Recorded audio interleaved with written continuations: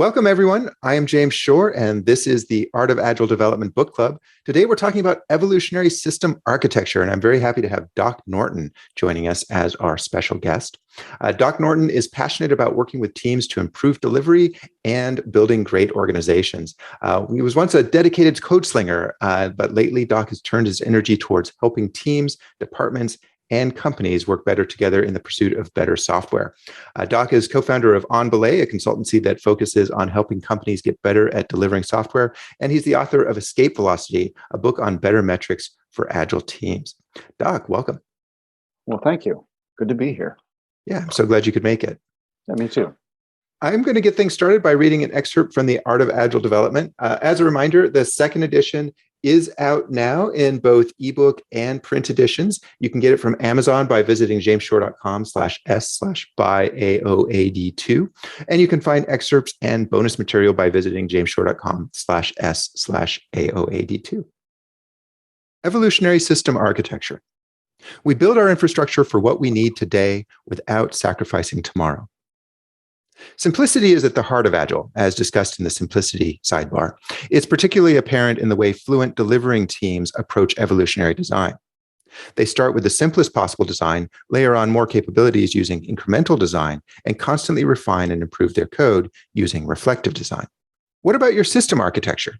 By system architecture, I mean the components that make up your deployed system, the applications and services built by your team and the way they interact, your network gateways and load balancers, even third-party services. What about them? Can you start simple and evolve from there? That's evolutionary system architecture, and I've seen it work on small systems. But system architectures are slow to evolve, so there isn't the same depth of industry experience behind evolutionary system architecture that there is behind evolutionary design. Use your own judgment about how and when it should be applied. Note, I make a distinction between system architecture and application architecture. Application architecture is the design of your code, including decisions about how to call other components in your system. It's discussed in application architecture. This practice discusses system architecture, decisions about which components to create and use, and the high-level relationships between them. So that is the beginning of the discussion of evolutionary system architecture in the Art of Agile Development. Let's go ahead and get started with our first topic. And Doc, I'll direct this to you to get us kicked off. Sure. How have you seen teams approach designing system architecture? Oh, man. You know what? All over the board. Unfortunately, or maybe fortunately, I don't know. I guess I get brought into a lot of larger organizations to help them with stuff. And so more often than not, what I actually see is what I think is way too much effort put into designing the systems architecture, designing the application architecture itself as well. And I think it's primarily because of project thinking and maybe what I would even call cost thinking, that we see IT and as a cost to the organization. So we have to justify those costs deeply. So you got to justify these budgets for big projects, and you got to try and think of everything up front, which ends up meaning that everything is over-designed just in case. Mm-hmm. That's probably the thing that I see most often, ideally, and what I see maybe less often is more emergent thinking, right? Like so we recognize that there is a potential future state where we're going to need load balancers, more VMs. We're going to need maybe some kind of database for search and query versus our database for general storage, whatever. But we don't actually make those decisions now. We're just keeping an eye towards them, and as things evolve, we're then making decisions and putting stuff in. But unfortunately, the most common that I see really is bigger design up front and even spending money before you need to do it. Mm-hmm. Yeah. It's interesting that you bring out the idea that this is related to project-based thinking or cost-based thinking. I think that makes a lot of sense. If you think that you're only going to ever get one bite at the apple, of course, you've got to build everything in. Mm-hmm. I'd love to hear thoughts from the rest of you on what you see. How have you seen teams approach designing system architecture? There's been some interesting comments on the Discord as well. If you're not familiar with the Discord, you can find it by going to jamesshore.com/s/AOAD2 Discord. On there, Sarah Van Treese said that basically agreeing with what you just said, Doc, that the biggest cases that she sees is based on designing for reusability as a primary design concern. She writes, this is something you'll see manifest itself problematically from system architecture down to class level design. I think that reusability should be a potential outcome, but not a driver when it comes to design. When you drive your designs with reusability as a primary concern, you tend to over-engineer from what I've seen. And that's been my experience too, because as I build stuff, I think, oh, wouldn't it be cool if it ended up doing this? Or if I put out an open source library to do this? And even though I know I should keep my design simple, I often find myself putting stuff in there that I think will work out. And of course, I'm nearly always wrong. And I later on, often years down the road, come back and say, what was I thinking? And I strip it down. Is that part of what you're seeing, Doc?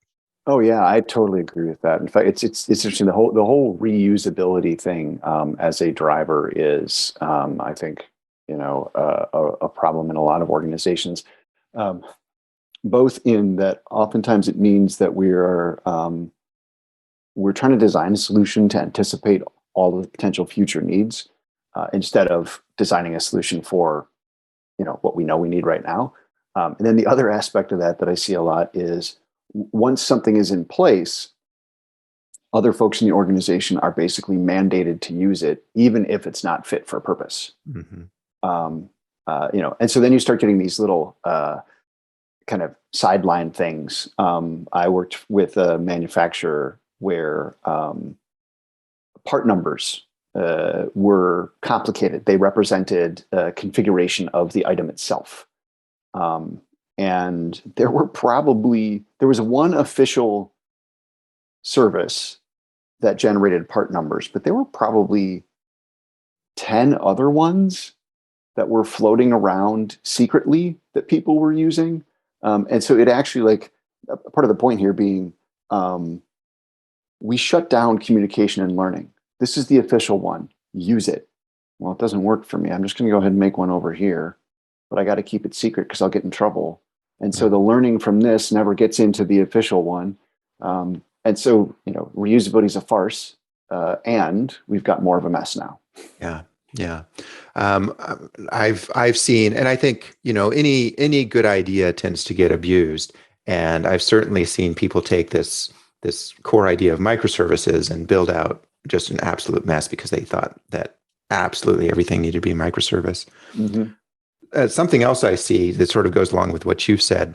I don't see it as much anymore. I think it's not that it's not happening. I think it's just that the explosion of microservices tends to overwhelm it. But a big architectural trend I saw for a long time was you get the smart people in the organization, smarts in quotes, and they're going to build a platform, an engine that everybody else uses. And then you're going to have the juniors customize that for the customers. And it's just going to be in fact, it's going to be so magical, they're basically just going to write config files. They don't have to do anything else. Have you seen that kind of result? Yes, yeah. Absolutely. Sometimes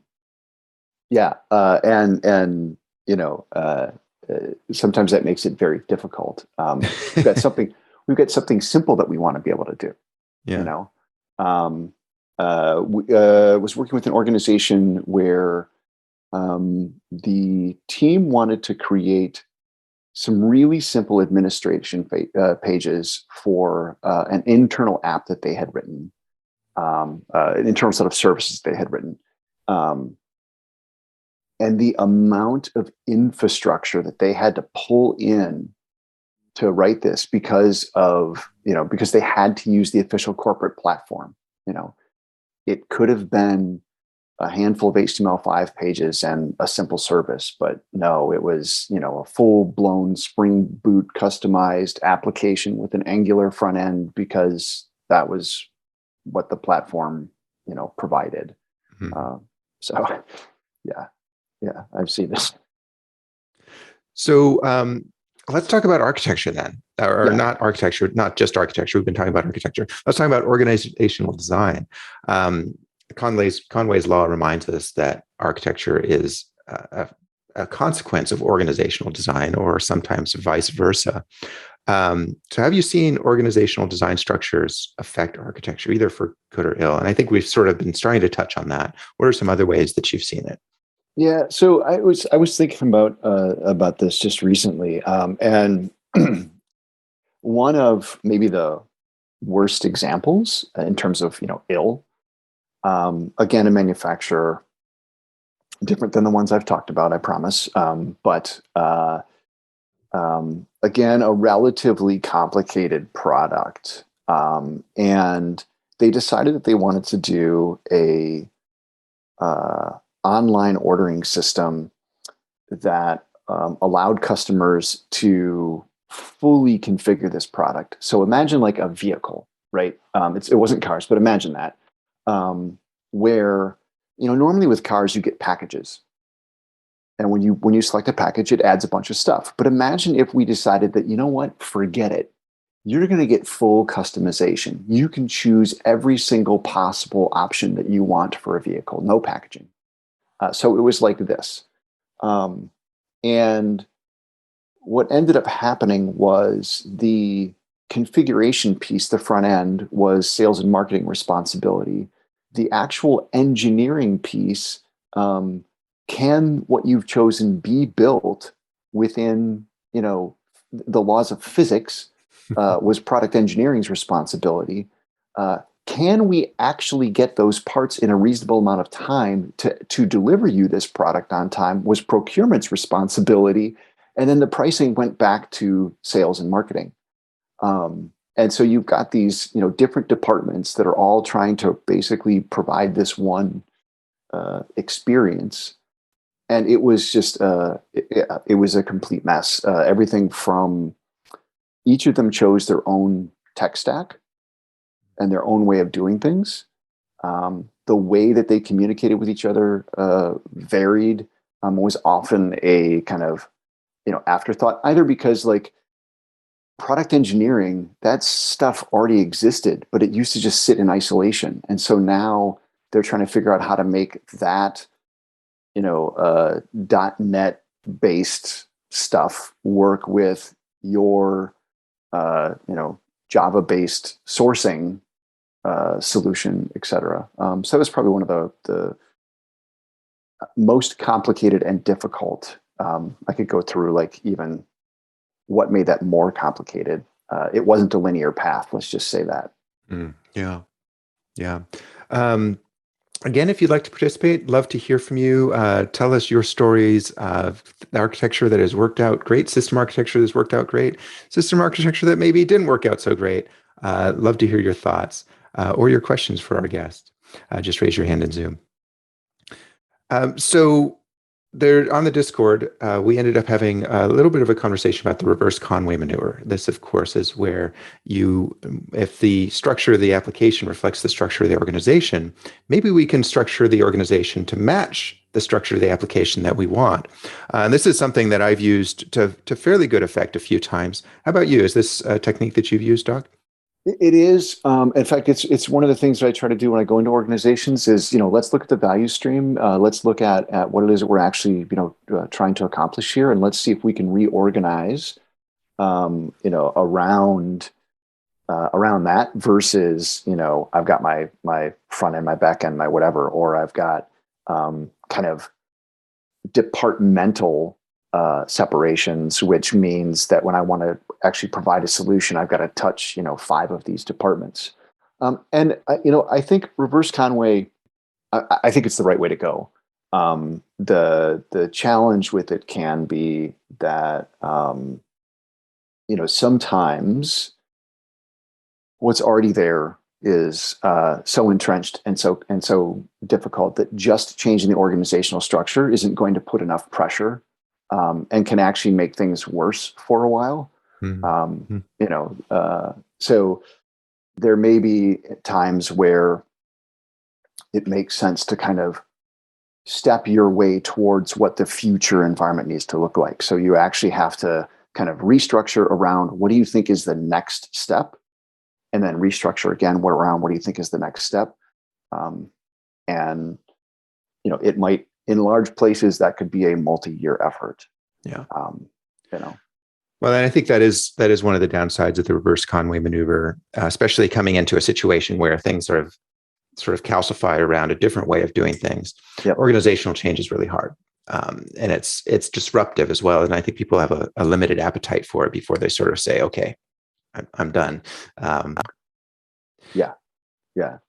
So, is this something that you do with a lot of organizations? Help them look at their architecture and how their organization can help them fit into that, to what would help them improve? Yes, it is, and yet it's something that I'm rarely asked to do. So I'm usually brought in to install the Agile, which I refuse to do in the way that most organizations actually think they want it, and that's okay.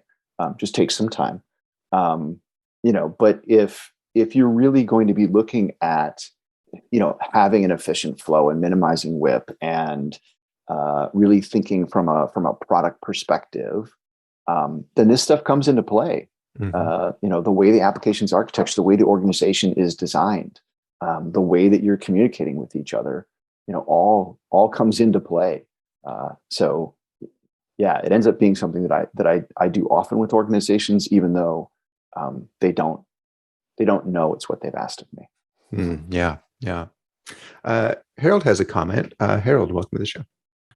So when you brought up the Conway's law, and then I thought about the strangle application, Mm-hmm. to try and make those adjustments, it occurred to me, looking back to my history and what I remember, there were a lot of acquisitions that I've seen, and those are never built to reverse Conway. They're always, usually, unfortunately, according to studies, they're built to glorify some CEO's ego. And so I see a kind of dark side of strangler application in that the political forces often are really trying to find ways they can use a piece of what they've acquired. And there's political attempts to try and gain that. But the technical force on it is not helpful and usually kills it. And by strangler application, you're talking about the pattern of building up a new interface around an existing system and gradually replacing the existing system underneath. Right. Yeah. So rather than replacing the existing system, they're actually looking to strangle it out entirely, and maybe find ways to allocate some resources for some other project. First of all, a lot of acquisitions are to silence a competitor. They're not actually to grow us at all. In some cases, yeah, we are doing an acquisition in order to expand our capability in some way. And oftentimes the due diligence around the tech and what it's going to take is weak compared to the other investigation that's done. And then there's usually too much of a push to get to the ideal future right away, versus, how do we actually stepwise make this work? Like, there was some way you probably integrated with that company before you acquired them, so that already works. Now, how do you step your way towards more integrated, and is that actually necessary? I just think a lot of that stuff doesn't get thought through very well. Yeah. Harold, thank you very much for your comments. Again, to participate, just raise your hand. We'd love to hear from you. Sarah has something to say. Sarah, welcome to the show. Yeah, I was just going to comment on the difficulties around the reverse Conway maneuver. Mm-hmm. You mentioned organizational change is always hard, and it's always going to slow things down to some extent. I think when we talk about other agile practices, there's always going to be that dip before. But part of what changes, at least in my experience, when you make that kind of org change, is there was always somebody who was doing coordination between teams if you're in a position where you need to do that kind of reorg, that reverse Conway, there was coordination necessary in the before state. But when you initially do that reorg, you change who the people who are responsible for that coordination is, and they may not have understood all that was going on and to coordinate these things between teams behind the scenes. And it can be, at least that's what I've seen. So the engineers start to take on some of the coordination because now the architecture doesn't fit the team structure the way that it maybe did before. And part of their job is shifting in a way that is, it's not, you start to go up against friction. There's still going to need to be, until you can get the architecture the right way, you're not going to have a perfectly autonomous, team. But you didn't before. You just didn't realize it quite as much because somebody else was doing the coordination. I've seen it now happen twice. So I suppose that doesn't make it a fact. So anecdotally, of course, but two different times, two pretty different architectures, but both the same result. And that was very difficult. I think that the teams were like, "Why? How is this possibly going to be better for us?" It was so much easier before, but that part of that was like, it wasn't. It was just the pain was elsewhere. Yeah. In the before, the pain was known and therefore somewhat accepted. In the transition, suddenly it's new stressors and new problems. Yeah, you make a really interesting point there, Sarah. I think about just that in a lot of these cases there are structures in place. There are people who are in roles for coordination to account for these issues. And I think that kind of gets back to the how can you do a stepwise organizational change? If you have if you've got a modular monolith and you suddenly decide you want microservices, reorganizing everyone into those teams before it's been decomposed is gonna you still need all that coordination, and it actually gets much more complicated. Can you, as it decomposes, rearrange, and reduce the need for coordination over time, but not eliminate it all at once or try to. Yeah. Thanks very much for your comments, Sarah. I think this is one of the reasons I'm a little bit of a broken record on this, but this is one of the reasons I'm so interested in FAST, fluid scaling technology for Agile, because when you're doing the reverse Conway maneuver, it does seem like it's kind of hard to do just a piece of it because you end up affecting so much. But I wonder, I haven't tried this yet. I haven't been in an organization where I had the opportunity to try it. But I wonder if you could take what are currently a couple of teams, put them together in a larger fast team, and they can continue working the way they are now and adjust over time because, of course, a fast team has the ability to work together very effectively to start changing, that piece of the organization and the architecture. Just a theory. I don't know if anybody's had a chance to try that. FAST is pretty new. Have you done anything with incremental organizational change, Doc? And what does that look like if you have? Yeah, to some extent, right? So really, kind of the example that I gave, I guess, is the thing that I've tried to do a couple of times, and that is, we've got some kind of a hopefully at least reasonably modular monolith. So what I mean by that is that internally the modularity is still pretty good. A lot of times you end up with monoliths that are so tightly coupled that's a whole other issue, right?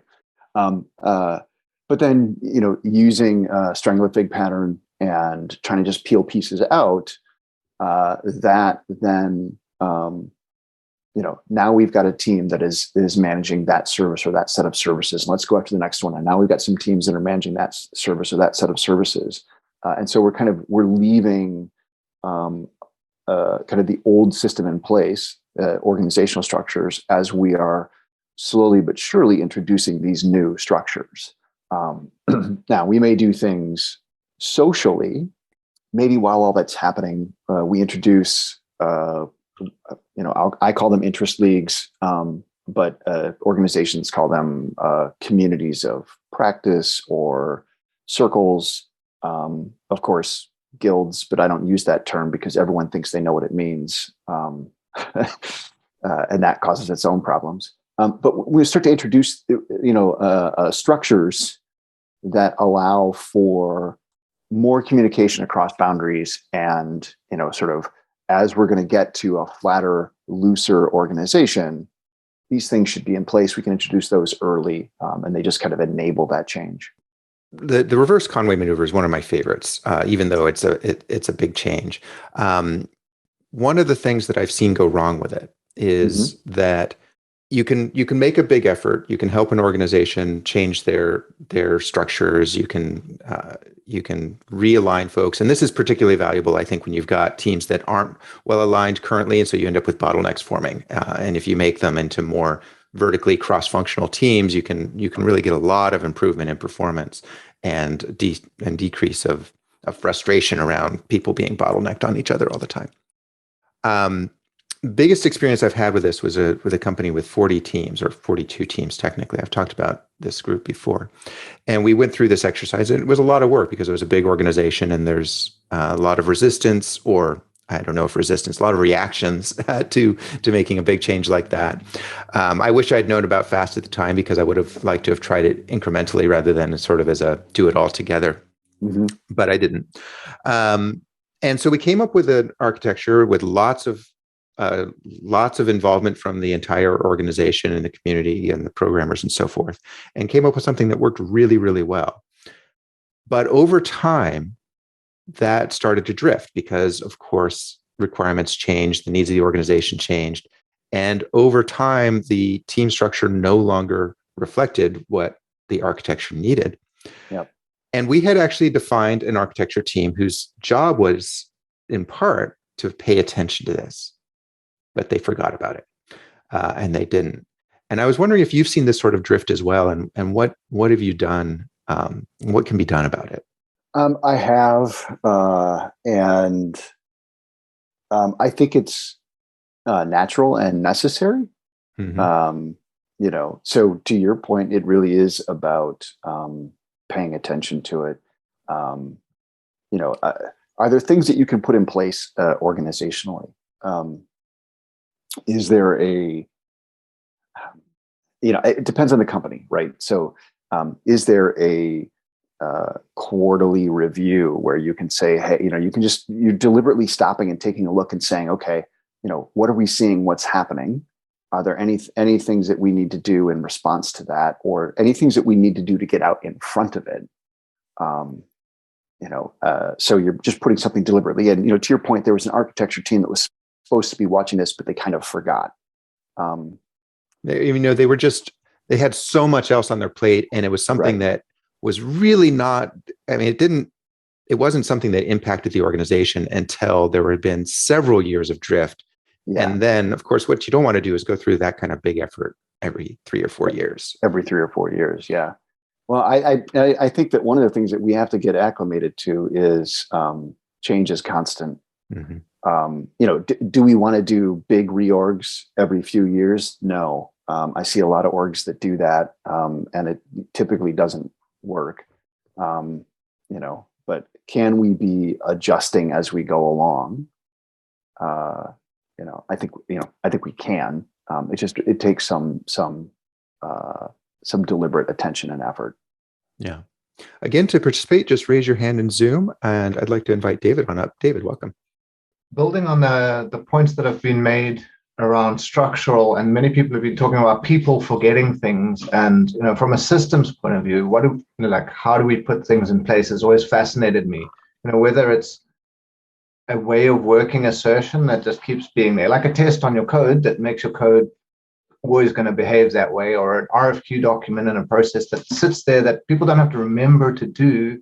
It's almost a thing that we keep around. So in what ways do the processes and tools support the individuals and interactions? Even though we put the individuals and interactions first, we want to build our house out of the stuff on the right somehow to support it. And some of those things can outlive that. As it drifts, we want it to drift and move around, but we've got certain things we'd like to peg down. So, if we'd like to have a test card process, we want to measure cycle time on that. And then if that's in place, other things can change, but we know what's important to ourselves, and that can live through generations. So it's interesting to me to reflect on where the system and the culture outlive the people in it and the memories of the people in it. And then on the flip side, how we massage it back. So I think a slight perspective with a bit of a question for Doc on like how to walk that yin yang of maybe over specifying or under specifying. So similarly, like, do we write too many or too few tests for our code? Are we writing too many or too few sort of culture bits? Like in this guild, we do this, and we have these guidelines and these ways of measuring what we do, and that sort of thing. So it's fascinating. Yeah, Thanks, David. yeah.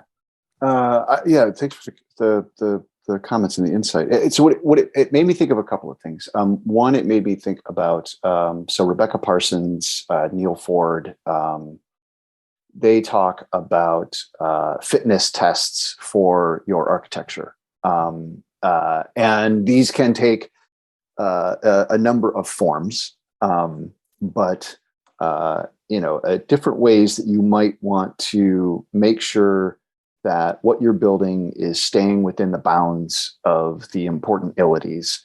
And so they might be things that you just observe. They might be things that you measure. There's a number of different forms of them.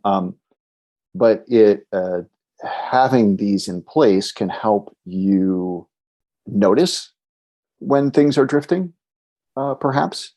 And that's they have an entire book on evolutionary architecture. So that's worth looking at. I might try and, James, you or I maybe can find a link, and I don't know, there's show notes or something. I want to change the subject for a moment because there's one more topic that's on my list that I think people would be interested in, and we're running out of time. So I'm gonna switch gears for a moment. And we talked a little bit about overly complex architecture earlier. Mm-hmm. And we're talking about the reverse Conway maneuver as a way of sort of aligning teams such that that pushes some pressure on improving the architecture. Other than the reverse Conway maneuver, what other techniques have you seen for improving an existing architecture? I'm talking about sort of the nuts and bolts stuff. One of the most common ones, I don't know if it's the most effective, but one of the most common ones, I think, is for people to take a large component and start rewriting pieces of it as microservices. So that's the kind of thing I'm talking about, improving an existing architecture. What else have you seen out there, Doc? Well, that's certainly one of my favorites. Right? Is taking something that is large and coupled and trying to just break it down into reasonably discrete components, which is I think more, in a lot of ways, more application architecture than system architecture. Mm-hmm. Yeah. I think it becomes system architecture when you're deciding to break those not just into modules to make a modular monolith, but to actually split them out into separate components called over the network. Yeah. Yeah. And even thinking about how those communicate with each other and what does that mean? All right. So I want to do a bunch of microservices. That's great. Is there still something that needs to be dropped onto the ESB for other downstream, applications to be able to pick up, because that's how we used to do everything.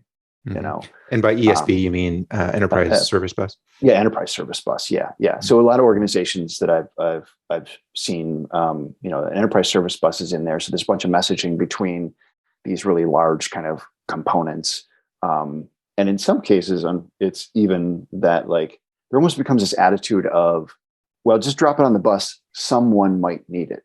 And so there's all these messages floating around that you have publishers. You don't even know if you have subscribers necessarily. But kind of back to the improving existing system architecture, you've brought up one of my, probably the most common, and that is, just recomposition, breaking it down. Sometimes improving the systems, the existing architecture is about actually, I'm going to say, adding complexity to it, because it's necessary complexity, right? And so what do we need to do? And that kind of gets us back to some of these fitness functions or fitness tests where, maybe we're starting to see that the response time for this particular area of the application is too slow, or we're kind of choking out at a certain number of users, and then thinking about how can we address that problem, and how can we do it in a stepwise way, right? So it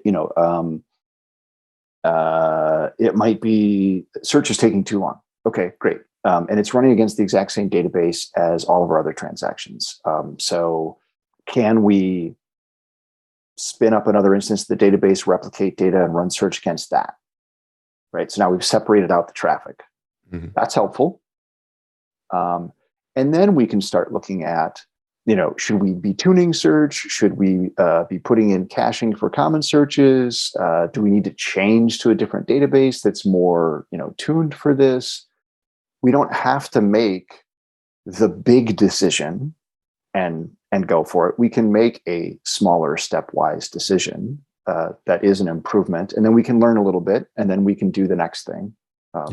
I love that example, because so often I see companies and people especially, they try to come up with the ivory tower, or not the ivory tower, but the solve everything solution.